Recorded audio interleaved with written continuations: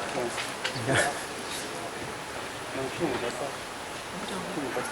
mic.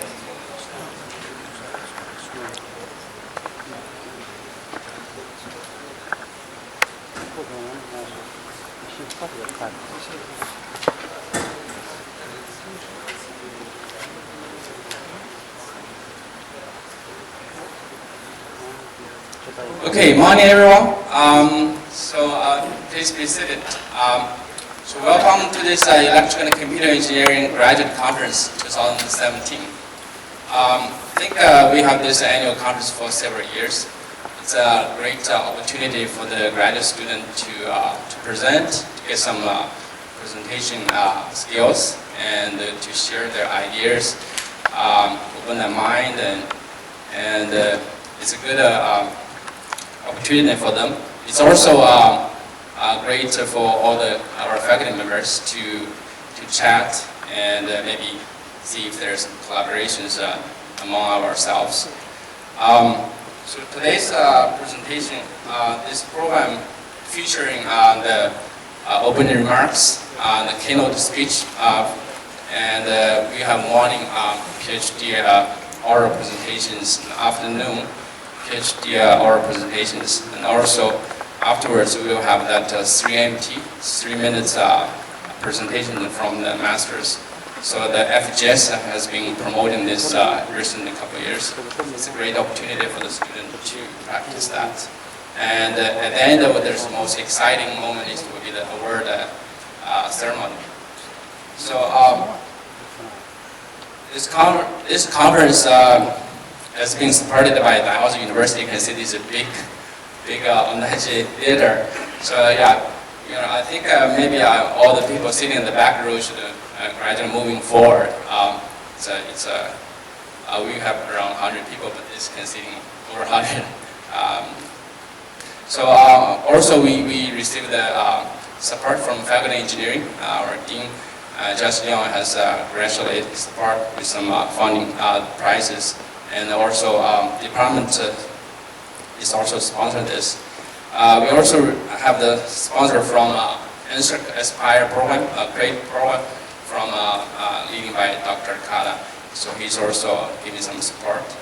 The morning's keynote speech is co-sponsored by IEEE, OES, and we.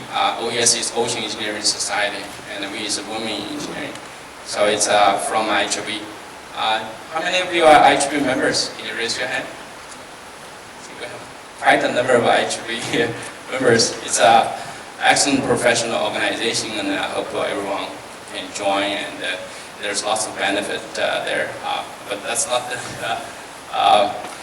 thing I'm talking about today. So also we like to use this opportunity to thank the organization committees. I don't have the name here, but most of them are our graduate students and also staffs in the office help to organize this event. So without delay, I would like to invite Dean of Engineering, Dr. Josh Leong, to give opening remarks. Let's welcome Dr. Leong. Thank you, Dr. Gu. It's a pleasure to be here this morning, and it's great to see so many people participating in this event. It's evolved over the last number of years, and I know from past experiences, the 8:30 start, there's not as many people in the room as when I come back later on in the day.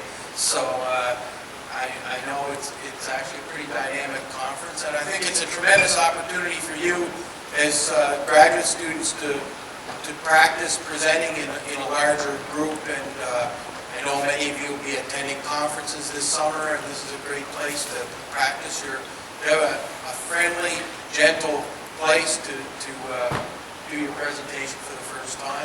The same for your thesis defense. I know it's been an incredibly complicated year in the Faculty of Engineering as we go through some major construction, and I think that for those of you that are going to be here for a year from now, you'll appreciate the great strides we're making in our physical space, improving our labs, improving our physical facilities. For those of you that aren't, I think you just have to bear with us. It's going to make a huge difference as we move along with $64 million worth of construction going on at campus. The other thing that I think is really important to note this morning, I think as you look through some of the papers, we start to see more and more of the work of electrical engineering around ocean sensing. And Dalhousie has just had one of the largest grants ever given out in Canada to support ocean research. And I think electrical engineering is in a great position to become a central part of all that work. And I think you're really lucky to have Dr. Lewis here this morning to talk about the directions, future directions of technology in the oceans, which is going to be a large part of Nova Scotia's economy and I hope Canada's economy. So I think it's a great place to learn about what the next chapter in ocean research is going to be.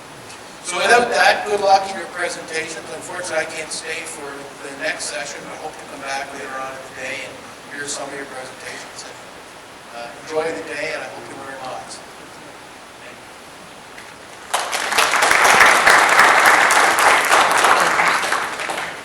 Thank you, Dino. We thank you for to give us open remarks during his busy schedule. Let's move on. So next, let's welcome our chair of the department, Dr. Chen, to say a few words.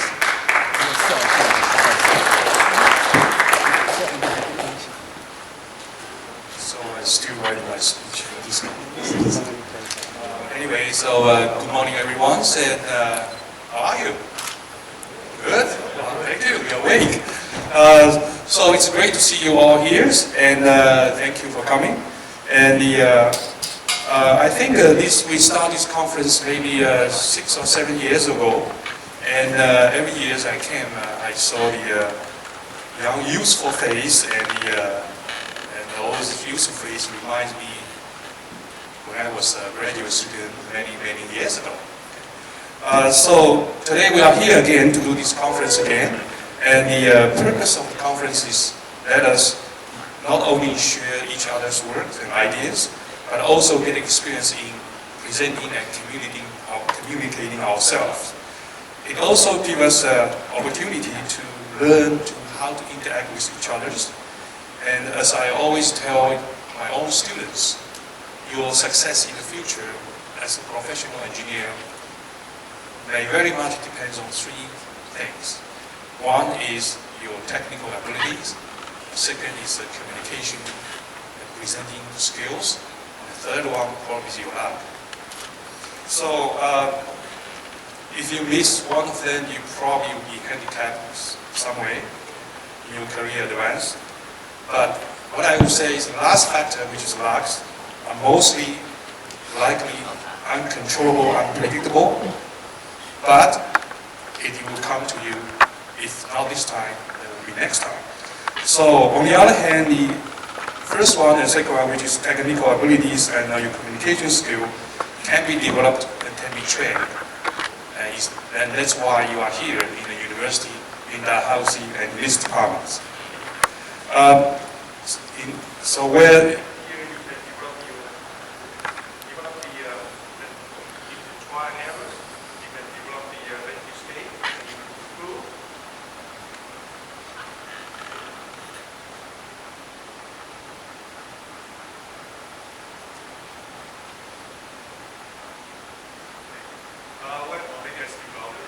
And so you can also grow your personalities and abilities.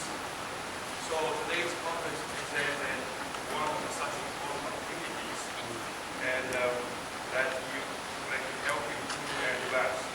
That's why I think this conference is very important for some students and also for education. Finally, I'd like to say a thing that I'd like to thank all of you for being here and making a contribution to this conference.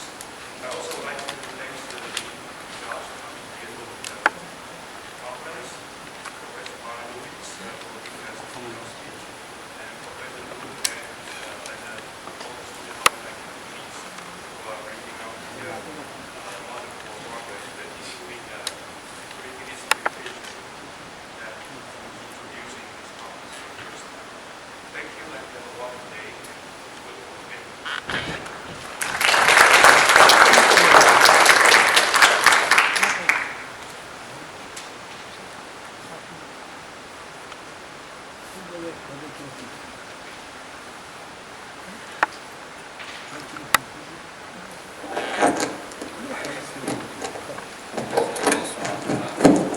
So thank you, Dr. Chen. So we will move on to our keynote speech by Dr. Malone Lewis. I'm going to just give a brief introduction of Dr. Lewis. So he's a professor emeritus and the scientific director of the Ocean Frontier Institute at Dalhousie. Dr. Lewis is the former chair of the Department of Oceanography at the Dalhousie University. He is also a senior scientist of Satlantic LP, an optical instrument and manufacturing firm sprung out of his research at Dalhousie and now part of Seabird Scientific. He received bachelor's and master's in science and ecology at the University of Maryland and a PhD in biology from Dalhousie University in 1984. His research interests span a broad range from upper ocean physics to biological process to the ocean's role in global climate. He is a recipient of a Lindemann Award from American Society for Limnology and Oceanography, a Special Outstanding Achievement Award from NASA, a Killam Prize from Dalhousie University, a Poster Roach from the French Centre National de Recherche Scientifique, and the Isaac Watt Killam Professorship at Dalhousie. He's a fellow of the Oceanography Society, a lifetime fellow of the Explorers Club, a member of Cosmos Club, and was named Entrepreneur of the Year in the technology category in Atlantic Canada, and in the top 50 CEOs in Atlantic Canada. He holds adjunct appointments at Bigelow Laboratory for Ocean Science, the Ocean University of China, Shandong University, and Xiamen University. Dr. Lewis has served on numerous advisory councils and the board for organizations and the government in Canada, the United States, Europe, Japan, Asia, including the U.S. Woods Hole Oceanographic Institution, the Council of Canadian Academies, and the Small and Medium Enterprise Advising Committee to the Canadian Minister of International Trade. So that's a welcome, Dr. Lewis.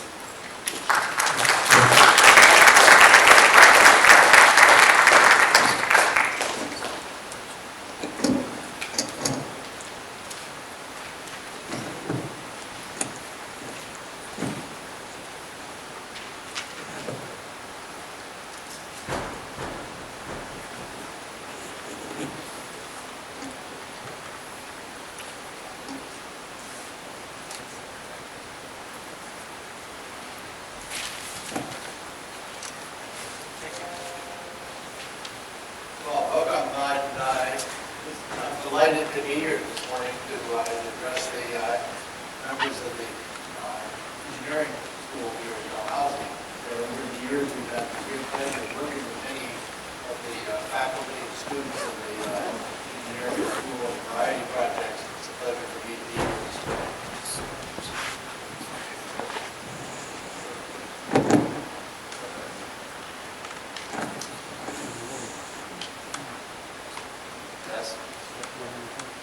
How's that? Okay. Very good.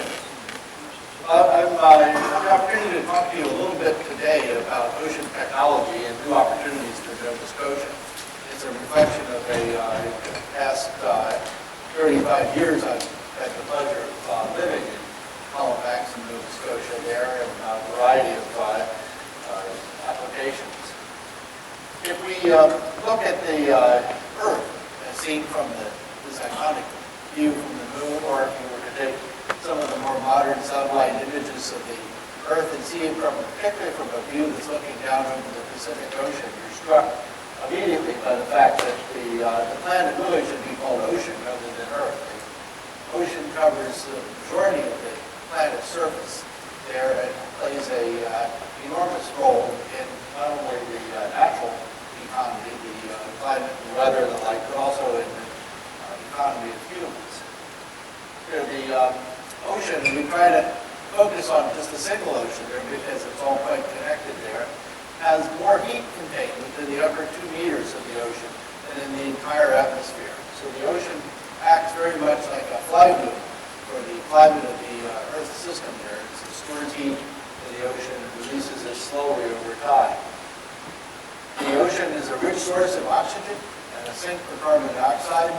In most cases, with respect to the oxygen, as a result of biological processes, and in the case of carbon dioxide, as a result of biology as well as chemistry and physics there. So the carbon dioxide that is coming from our fossil fuel burning there, in most part, is ending up in the ocean. About half of it ends up in the ocean.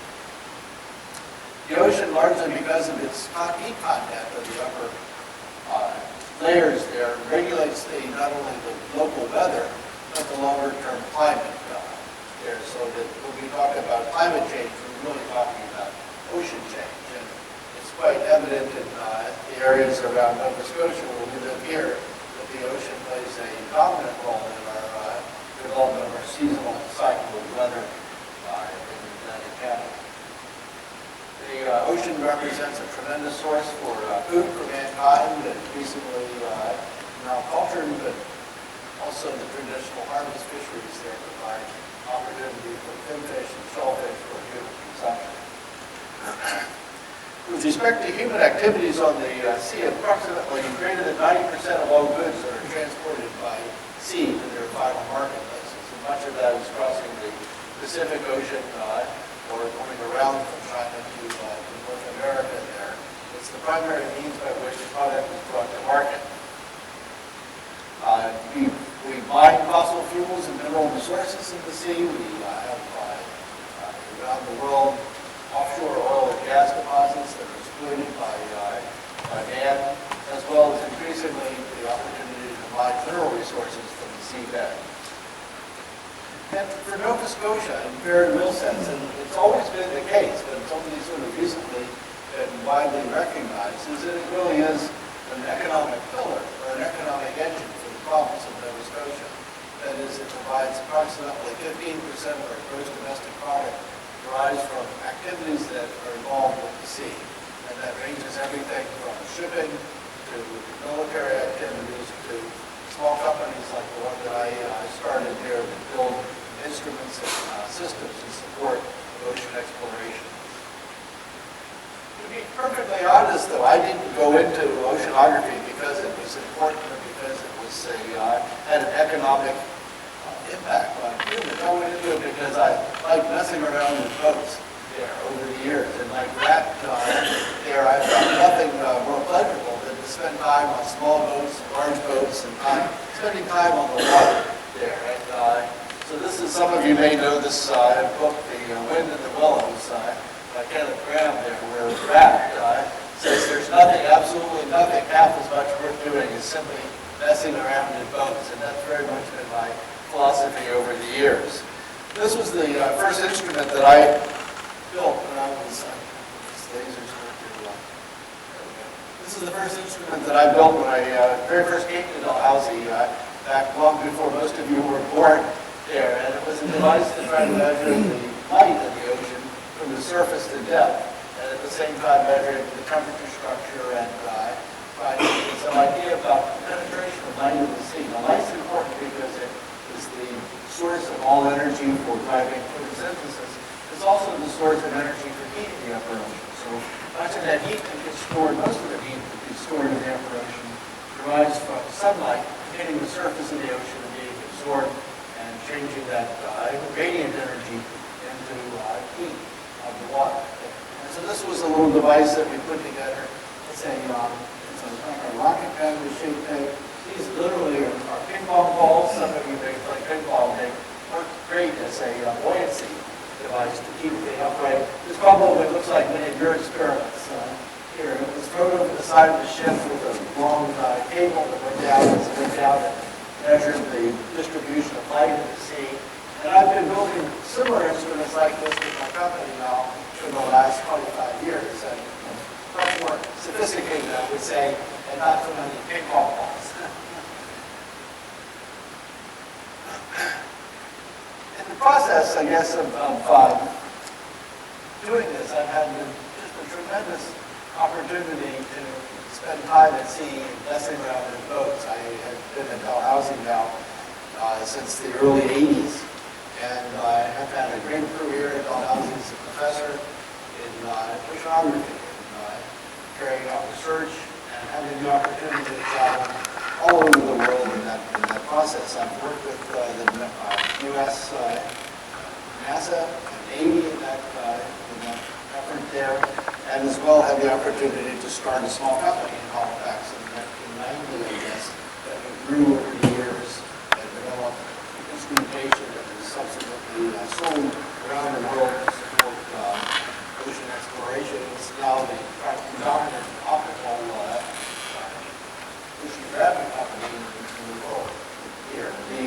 I've had the opportunity to go on ships from many, many nations. This one's on the Japanese ship, used to be a Marion vessel. The power engine now is a wonderful ship to work on. I've sailed on French ships, on British ships, on German ships, in the United States, all over the world. So I've been very, very fortunate to have that opportunity to see the world in such a way.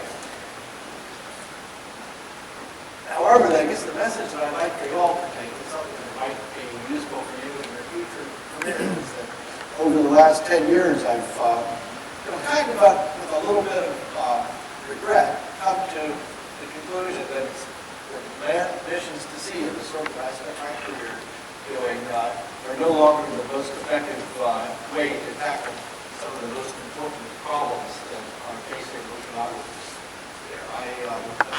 We're going to see a lot messing around with those. As time has gone on, it's become very evident to me that we can do a much better job using unmanned robotic opportunities to serve the ocean and try to solve some of these important problems. And then really, even if we had many more, 10 times more ships than we have right now, there still would be a much better way to serve the ocean. And that's because the ocean is so large and the dynamics are so intense that what it really needs to have much, much better observational capability than can be afforded by ships. So that's going to be sort of the focus of my talk here. Here's one thing, and this is something that if there's anything that should keep you awake at night, this is it. This is an amazing image here of the heat content of the operation. Remember I said that the heat content of the oxygen meters of the ocean exceeds the bed of the entire atmosphere. And that heat content of the ocean has been going up at what I would call an alarming rate here. These are observational measures. These are not models, these are observations, and they come back to where they came from before. But it's looking at years, and this is the recent years. So the last sort of 40 years here, 1970, 80, 90, 2000, 2010 here, and on the vertical axis here is the heat that gets stored in the ocean. And for those of you in the back that can't see that, that's 10 to the 20 watt. That's a lot of fuel stored in the ocean here. And it's separated out into different components of the ocean, land, and atmosphere. And what you can see here is, maybe I'll start at the bottom down here. This is the amount of heat that's been stored on land. This is the soils that are stored heat. Not very much. Land is not a very effective storage, largely because, not very effective storage. The ground here, the ground is land. This is the atmosphere here. This is the ice in the white here. They're all going up a little bit. The atmosphere is going up quite strongly, and that's the so-called global warming that you experience. The atmosphere is heating up. And what's really, really changing here is the upper ocean and the deep ocean. I'm sorry, I'm looking at this to my perspective. I can't see it very well. The atmosphere is down here at the very bottom. The land is the ground. The white is ice. This is the deep ocean. This is the upper ocean here. And what you can see is the ocean in particular is where all the heat is going. All this heat is being trapped in the global Earth system as a result of the increased carbon dioxide in the atmosphere. It's largely being transferred to the ocean and being stored there. That is going up at a rather alarming rate. The dotted lines here represents the uncertainty in the observations. And what you can see here is that as time goes on, we're becoming more and more certain about this estimate of the heat content of the ocean. In fact, the error bars on this estimate here are quite getting to be quite small. And this amount of heat, just to put it in some context here, is the amount of heat that's being stored just in the ocean alone represents the equivalent of 5 nuclear explosions every second for the last 25 years. So this is an enormous, it's hard to notice how big the problem is. We're putting a lot of heat. Earth is really warming there, and not just by a little bit that you feel in the morning or it's really warm, but just your voice. Actually, this is a huge story here that goes largely unseen by people during the course of their lives. Okay, so the oceans may be warming, certainly are warming. They're as a result of radiative force. And what this translates into is not a very large change in temperature of the surface ocean. Heat content is integrated there. If you look at this image right here, this shows the amount of change in the sea surface temperature over the last 40 years. And what you can see is most of the ocean is warmed up by somewhere between half a degree and 1 degree. Larger in some areas, around Nova Scotia, the ocean is warmed up quite significantly. In the open ocean, for most of the present states, a very small change, about a half a degree. Or even areas like in the North Atlantic here, the North Pacific here, and the Southern Ocean, just seem to be cooling. That's a very complicated story to talk about today. The end result is the ocean destroying a lot of heat, the surface layers are warming out. And it's the surface layers that interact with the atmosphere to drive weather and drive climate.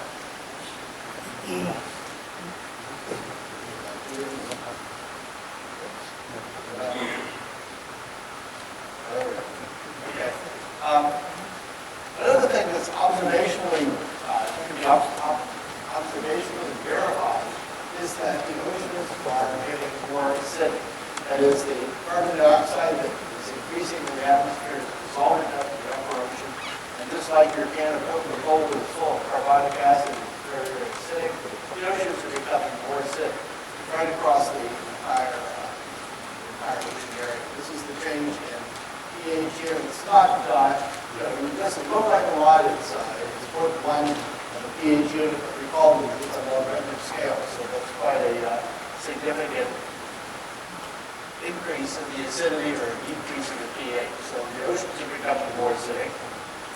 And the subsurface oceans are becoming less oxygenated. And that's largely because the oceans are stratified. That is, the warm surface layers are floating on top of a cooler, deeper layer. And that stratification is becoming more intense as the upper ocean warms. And that's blocking the mixing of deep water to the surface. And likewise, reducing the amount by which the deep ocean comes into contact with the atmosphere. So the deep oceans, as organic matter rains down from photosynthesis to the deep sea, and it's being consumed in biological respiration, it's consuming oxygen. The oxygen content of the deep ocean appears to be declining. And again, could be positive for some concern.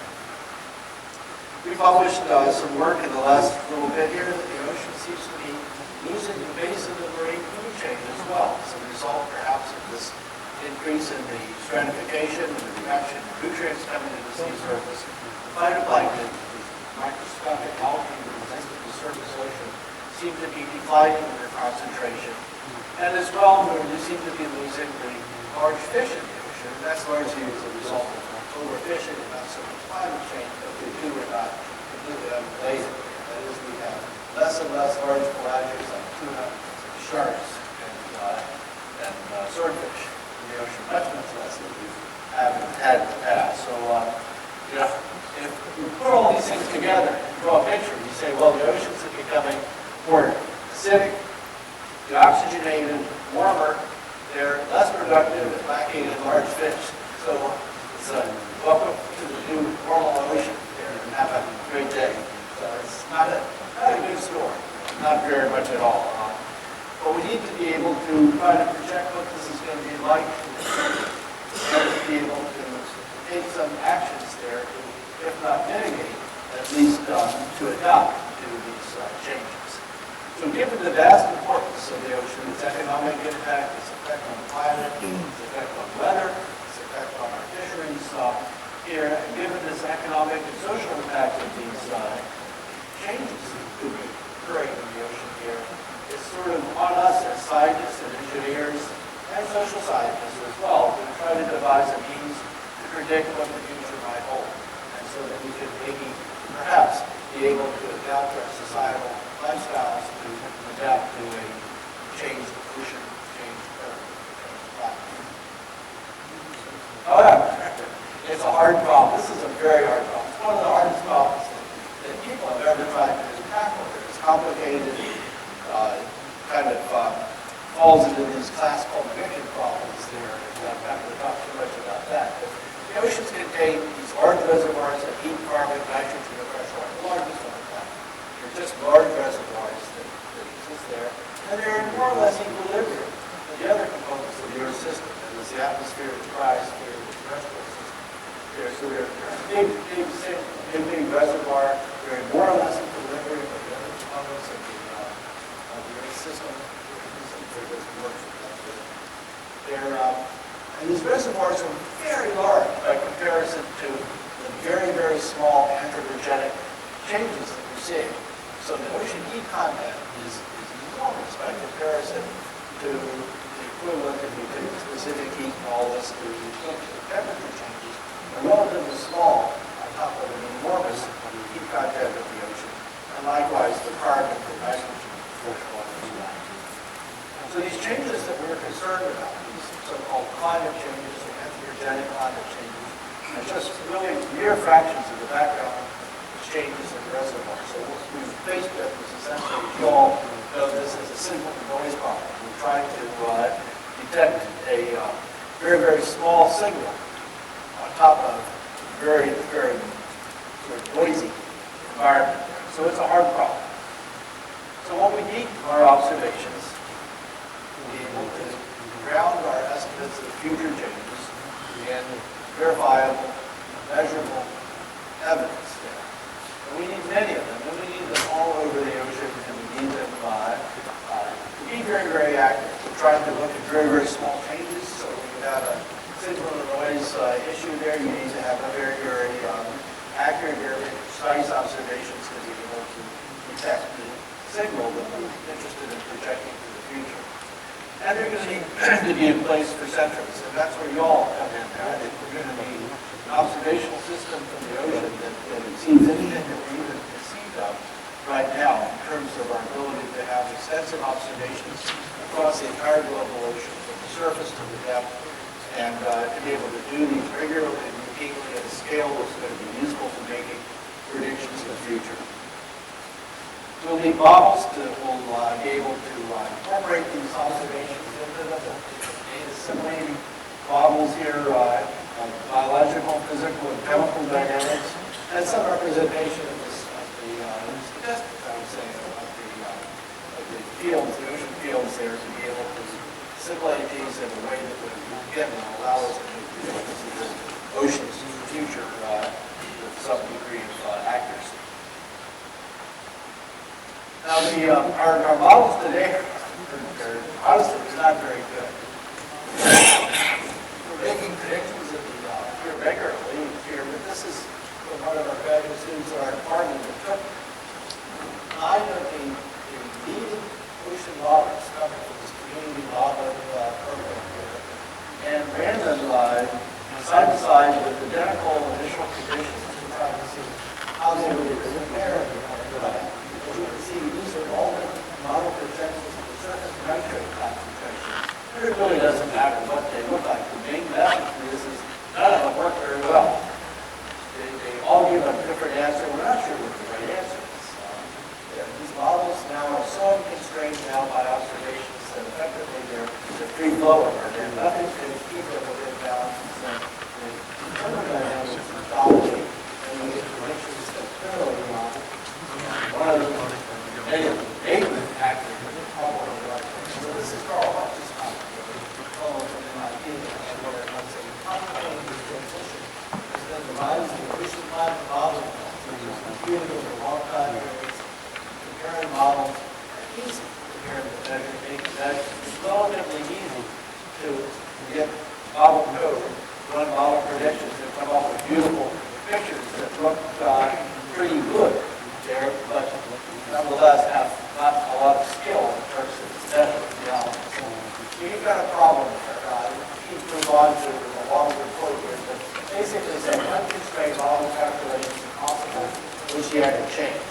possible is the one that you need to take as a bit of a caveat there, because until we have good observational base, we cannot say with any certainty whether any of these models are going to be accurate, precise, or have the model vernacular skill to make them correct.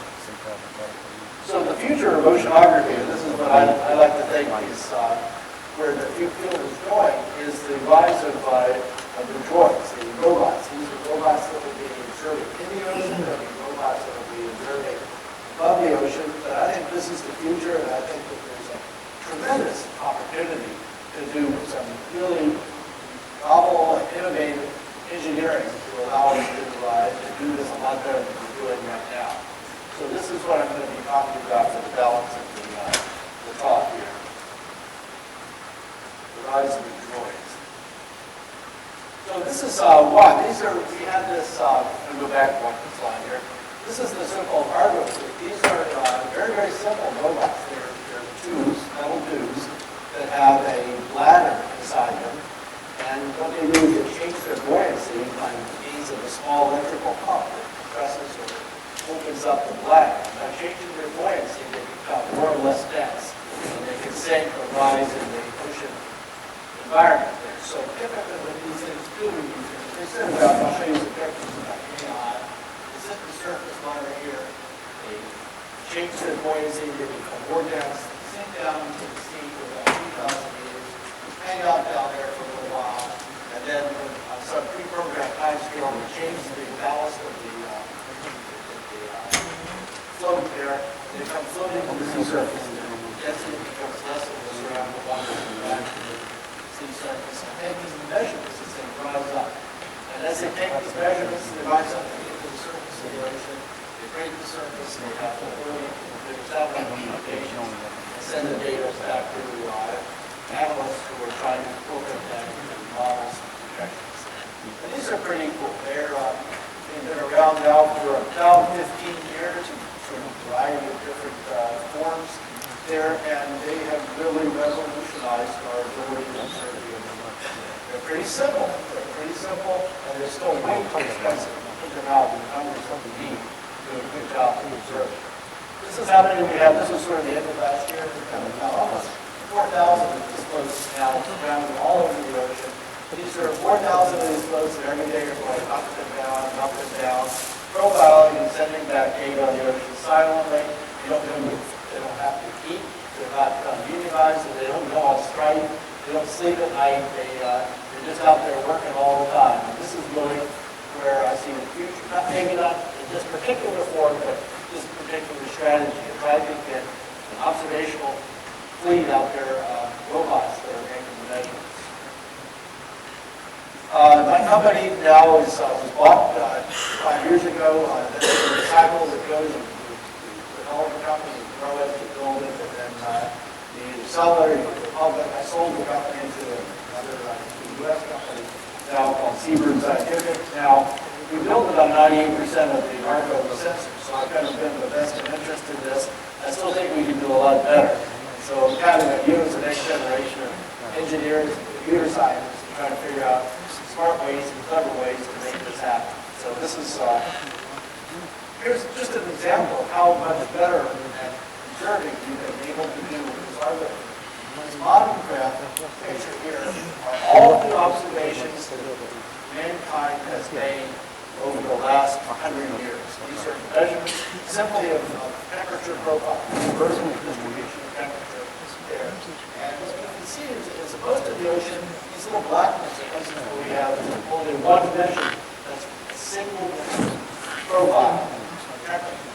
Most of the ocean is measured over the past 100 years with a single profile. There are big parts of the ocean. This is, if you ever have a chance to go to see this South Pacific Gyre, it's absolutely beautiful. It's the most clear water in the entire world. Absolutely beautiful place. But nobody has ever gone there to make measurements. It's completely unexplored. So these are often called lucid groups.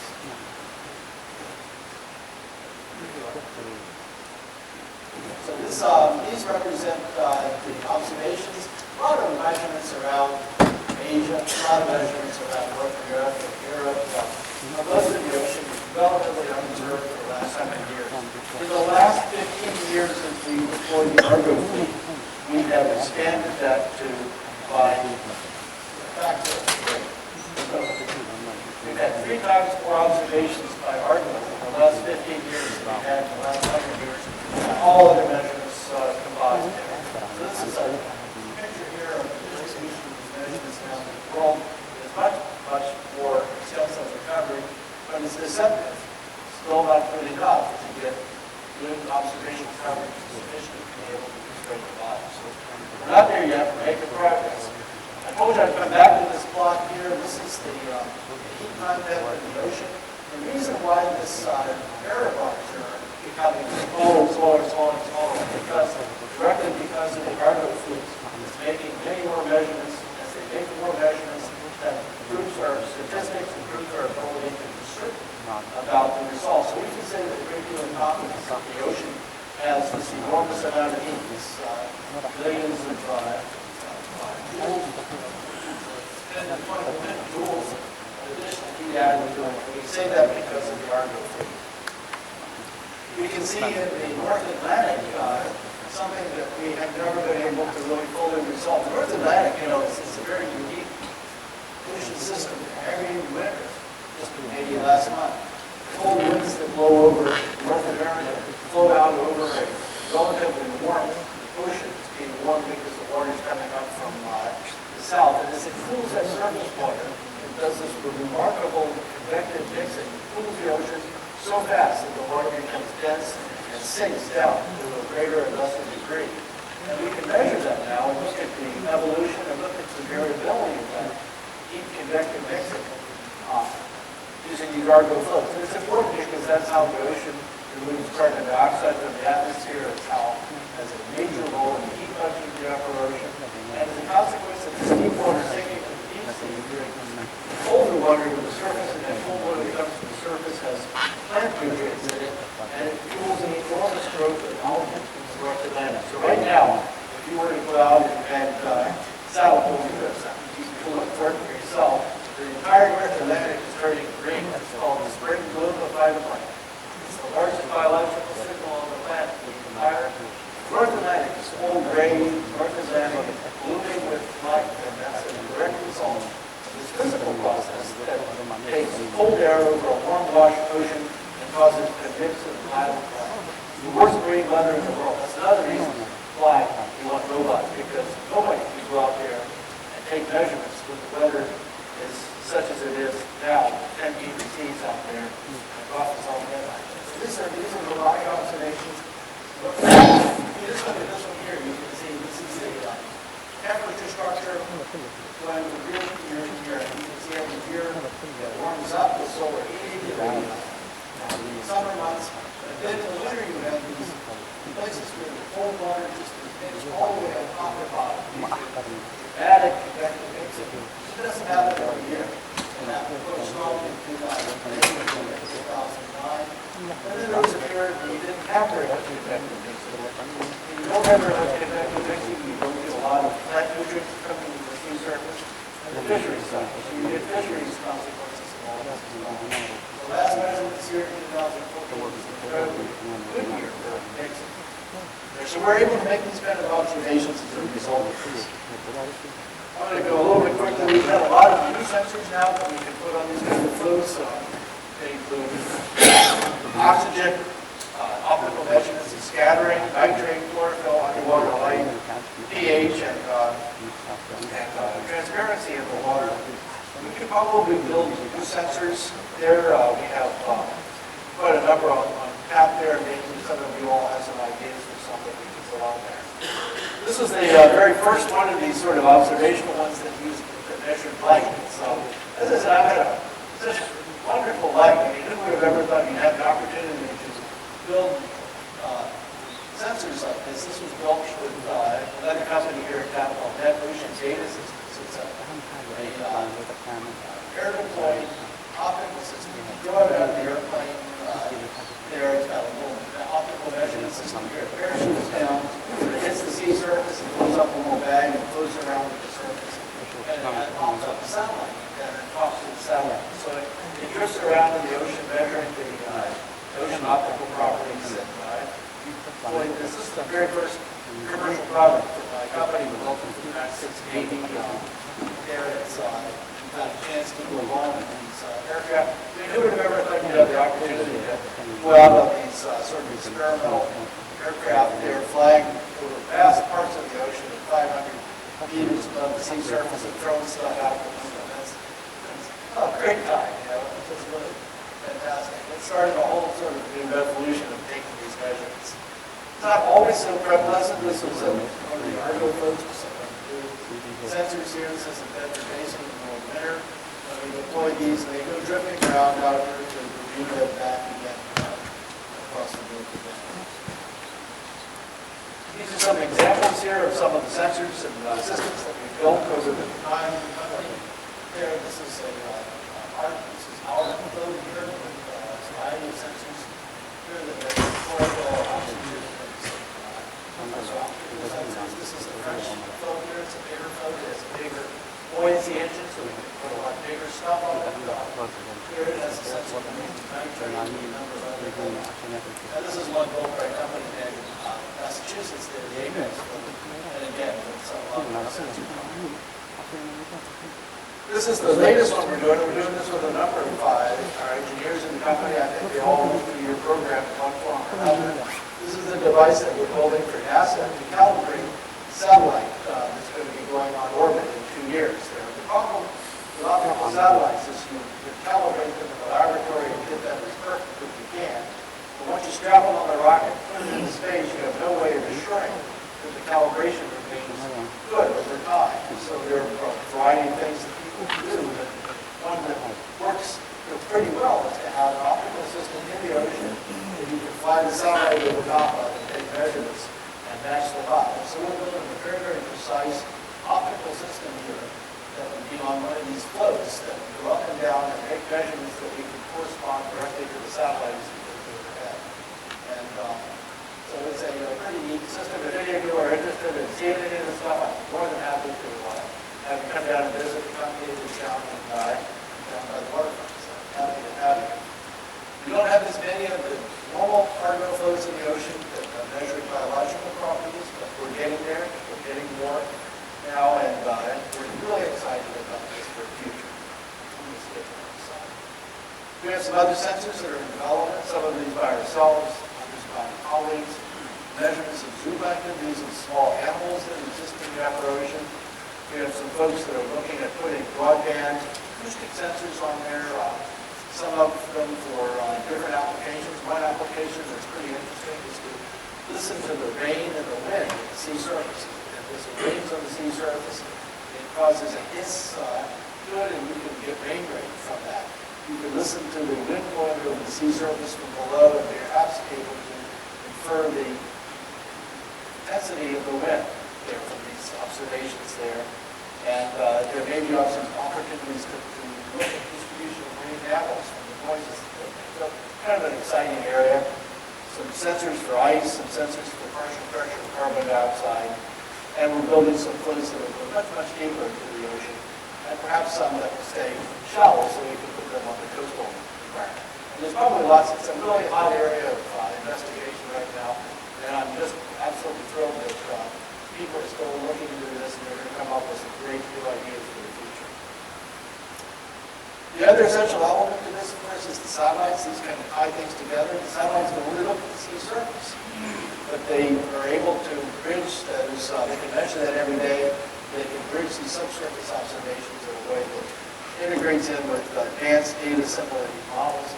This is from Chris Gordon last year. He's a student in the physics department, looking at models of the spring bloom of climate in the North Atlantic using satellites and in situ sensors to essentially provide a means to assimilate those into his model. And we've got some great new constellations, despite Donald Trump's threat to turn off all of the ocean observing satellites. I don't think it's going to happen. Here we've got great satellites that are being launched in Europe, the United States, India, Japan, China. This is a tremendous opportunity for people who are interested in trying to make good Earth observations in the future from space. And so I'm just really, again, thrilled about being able to make these measurements and trying to couple them together with the subsurface robotic observations to try to say something about what's happening in the ocean. So just to conclude here a little bit, I think I have 4 minutes, I think, here. Nova Scotia, and particularly Dalhousie, is a great place to be involved in ocean exploration.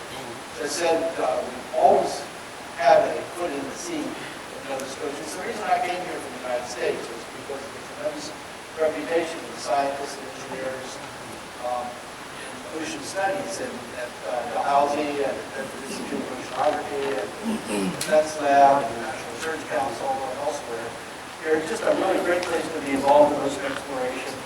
And this is my little pitch for the Ocean Frontier Institute. I'm the scientific director of it. He's been in place now since September of last year. And the Ocean Frontier Institute looks to try to integrate across all of these different areas to try to put together as ocean observing and prediction and sort of social aspects of ocean together in one place. It's the largest financial award Dalhousie's ever received last year almost $94 million from the federal government for the Ocean Frontier Institute. We have funds from our partners. The total, this is cash contributions, a total of about $3 million. Funds from other sources and in-kind concentrations with a total of about $220 million. And that includes the single largest donation that Dalhousie has ever received from a single individual. John Risley personally wrote a check for $25 million. So that's a tremendous vote of confidence in our ability to deliver on world-class scientific and engineering and social activities involved in the ocean. Here are some of the aspects of it. It's ocean science at its core space. It also includes a lot of engineering of the sort that we've been talking about today, disruptive technologies, sensors, robotic platforms, communications, and logistics. It includes contributions to the data sciences there, analytics, process optimization, fold in the faculty of computer sciences, ocean governance, all of the like social sciences, all coming together to try to understand and predict what's going to happen in the ocean. We're focused on changes in the ocean atmosphere. We're focused on aquaculture, marine safety, shifting ecosystems, and sustainable fisheries. And again, we've got a lot of this on the web. If you want to follow up, I'm happy to talk to you about it. Focuses on the North Atlantic. Many measures because of this process of convective mixing, which drives it to be the most productive marine ecosystem in the world and the single largest sink of carbon dioxide for this planet. So we've got focus on basic science, we've got focus on fisheries, we've got focus on the social aspects of the changing ocean environment. So in conclusion, I'd just like to leave with you the detection and quantification of changes to the global ocean reservoirs of heat, carbon, nitrogen, and other quantities absolutely requires extensive, consistent, accurate observation things. You need to have better observations, more complete observations, more synoptic observations, to be able to do anything in the future. It's an exceptionally hard problem, a wicked problem. As I said, the changes are very small, for example, compared to the size of the reservoir, but there are immense societal concerns. So it's a hard problem, but it's really worth doing because it makes such a big difference. And I think, and this is my own personal feeling, and I think the feeling is that robotic ocean droids or robots there is the only realistic approach to trying to do these observations. They complement surface observations from satellites and provide the critical third dimension of the cloud-covered clear reaches of the global ocean. There's no doubt the future is uncertain. We don't know what's going to happen in the future. So hopefully we're going to be able to adapt and change our infrastructure and the like that we have. And reduce that uncertainty, and reduce that uncertainty to meet these observations. And I have no doubt in my mind that there are going to be new technologies that you're going to develop, that others are going to develop, and new needs are going to arise as time goes on. It's not just scientific attention by future generations, but scrupulous attention to ensuring the observational system remains sufficient to meet future needs. That is, the accuracy and the precision and the sheer quantity of observations are enough to allow us to make a better projection and estimation of the present and future state of the ocean. And I'm open to still be a need to mess around and play, because I still think that that's important. So thank you very much.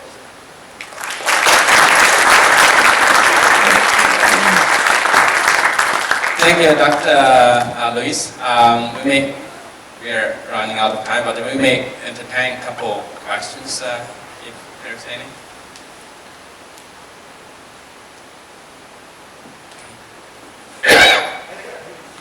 Okay, it's about. What's the commercial practical payoff of this? I understand humanity, I understand. Yeah. What quantity? Where does money come from? Just from the government or is there a practical? Well, that's a great question. Maybe break it up into time scales. On a short time scale, our company, for example, built these sensors and sold them to commercial enterprise. Their customers for our sensors included people doing pure exploration, researchers, it included navies that were interested in a better understanding of the ocean environment, and included space agencies that were interested in trying to calibrate satellites on orbit. So ultimately, if you kind of follow the money, so to speak, that we go back to the government source for all that. But for acting on behalf of the population at large, it's something that would make a better forecast or better projection of the future state of the oceans and hence the climate is value, I think, to mankind, and therefore it has economic value. I think we look at this obvious on the sea level rise side. We know that sea level has increased by about 30 centimeters or so over the last 15 years. We do our projections there, the difference in the small area that as it propagates over time leads to uncertainty in sea level rise that has big economic impact in terms of infrastructure that you build in this kind of 50-year time horizon. So if you're building docks, buoys, wharfs, and things like that, you want to be able to make projections to allow you to make changes. So I'll give you a quick example. During Hurricane Juan, I've got a place on the ocean and the dock was destroyed during Hurricane Juan, knocked over and things. But I rebuilt it. I rebuilt it 2 feet higher than I did than it was before to try to make sure that it's going to be around for another 30 years, that it will be able to handle this increasingly rising sea level. So, Okay, maybe one question.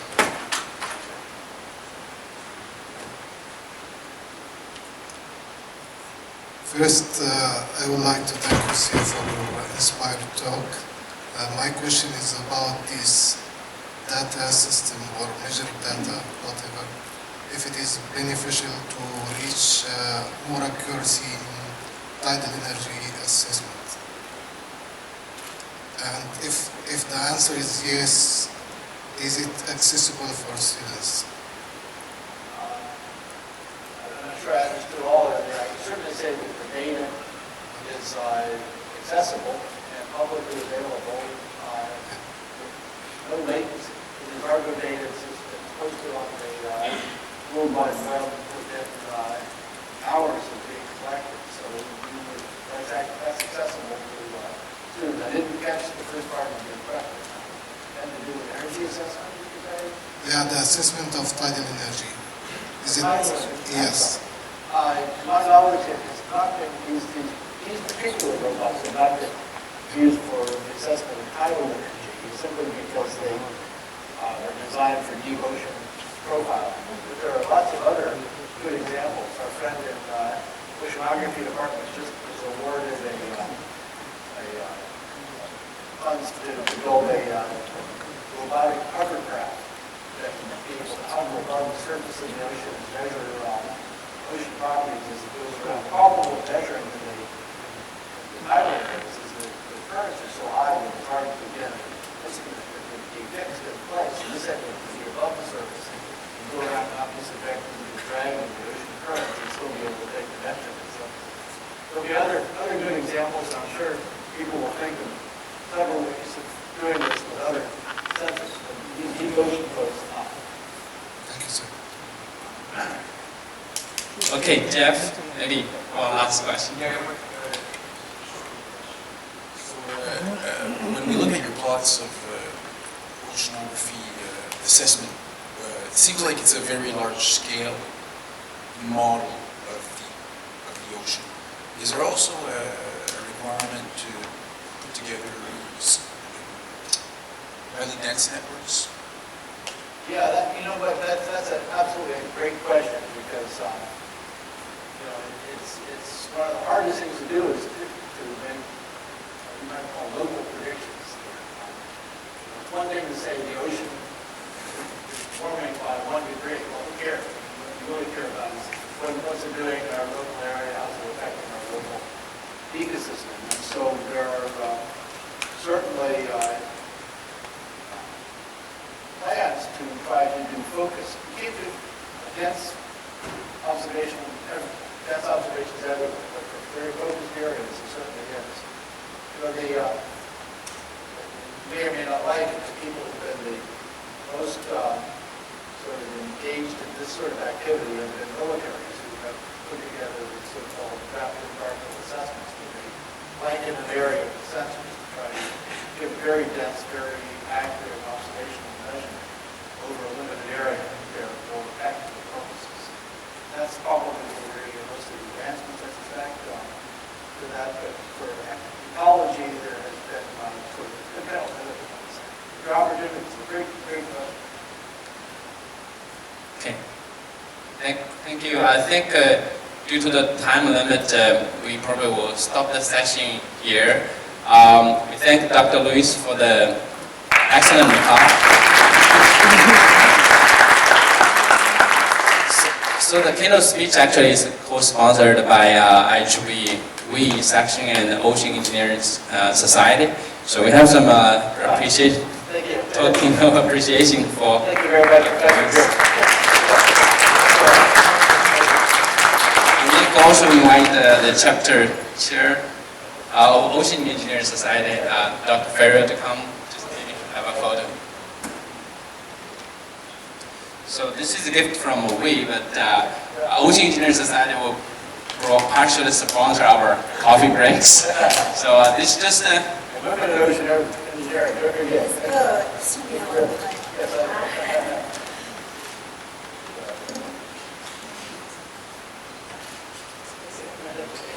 All right, take care. Take care. So Dr. Lewis maybe will stay around a little bit for the coffee break, and we can maybe have some chat. So I'm just give you a quick logistics on the.